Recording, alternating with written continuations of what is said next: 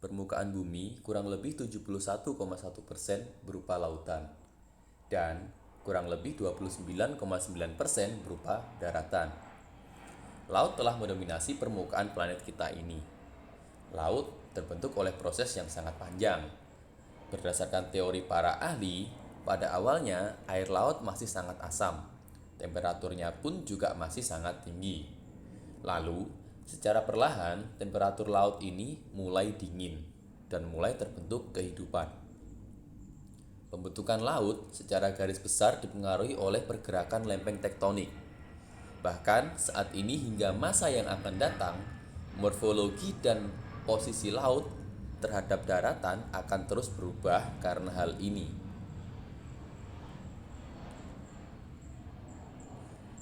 Berdasarkan hal ini, laut secara garis besar dibedakan menjadi 3 jenis, yaitu laut berdasarkan proses terjadinya, laut berdasarkan proses letaknya, dan laut berdasarkan zona kedalamannya.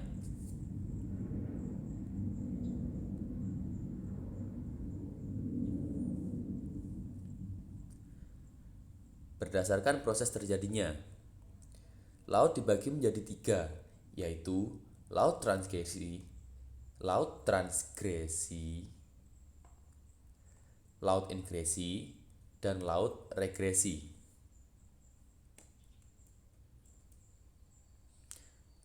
Laut transgresi. Laut ini adalah laut yang terbentuk karena naiknya permukaan laut global yang disebabkan oleh mencairnya sebagian besar lapisan es di kutub. Contohnya adalah Laut Jawa hingga Laut Natuna Utara yang terbentuk karena mencairnya sebagian es di kutub pada zaman interglasial. Jika diamati pada citra satelit pada contoh gambar ini, Pulau Jawa, Kalimantan, Sumatera, dan laut pemisah antara 3 pulau besar tersebut merupakan satu daratan dan tidak memiliki batas-batas lempeng bumi di antara 3 pulau tersebut. Berikutnya, laut yang kedua adalah laut ingresi. Laut ini terbentuk karena adanya aktivitas tektonik, yaitu subduksi, yang menyebabkan permukaan dasar laut menjadi turun dan membentuk sebuah laut dalam. Contohnya adalah Laut Banda, yang terbentuk akibat subduksi antara lempeng Eurasia dengan lempeng Hindia Australia. Yang ketiga adalah laut regresi. Laut ini adalah laut yang menyempit karena adanya sedimentasi dari muara sungai yang membentuk sebuah daratan baru. Contohnya adalah laut-laut yang ada di timur Sumatera.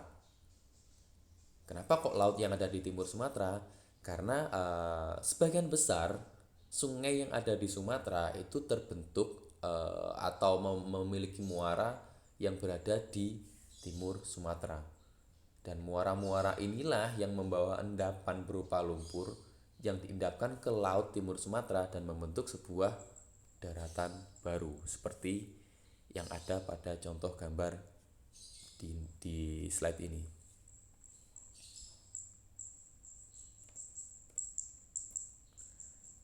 Berikutnya, laut berdasarkan letaknya. Laut dibagi menjadi laut tepi, laut pertengahan, dan laut dalam. Laut tepi. Laut ini terletak di tepi benua. Contohnya adalah Laut Jepang dan Laut Cina Selatan. Yang kedua adalah laut pertengahan.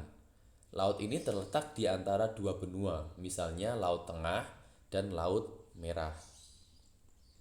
Dan yang ketiga adalah laut pedalaman. Laut ini adalah laut yang terletak di tengah benua.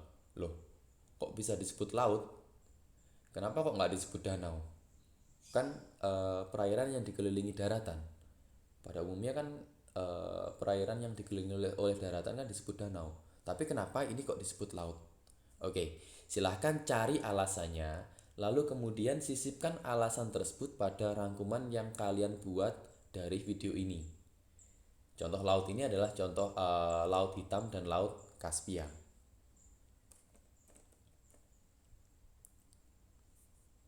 Yang terakhir adalah laut berdasarkan zona kedalaman.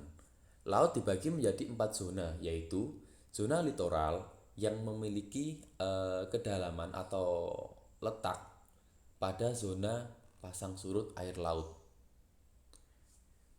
Terus yang kedua, zona neritik. Zona ini terletak pada kedalaman 0 sampai 200 meter. Ciri zona neritik adalah sinar matahari masih dapat mencapai dasar laut zona ini. Zona ini adalah zona yang memiliki ekosistem terumbu karang dan merupakan tempat hidup sebagian besar ikan laut dan hewan-hewan laut lainnya seperti plankton. Yang ketiga, zona batial. Zona ini terletak pada kedalaman 200 hingga 1800 meter.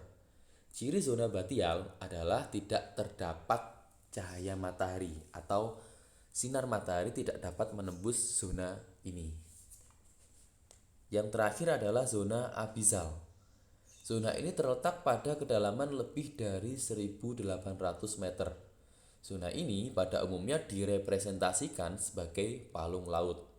Zona ini memiliki suhu yang sangat rendah serta hanya dihuni binatang dengan sangat terbatas.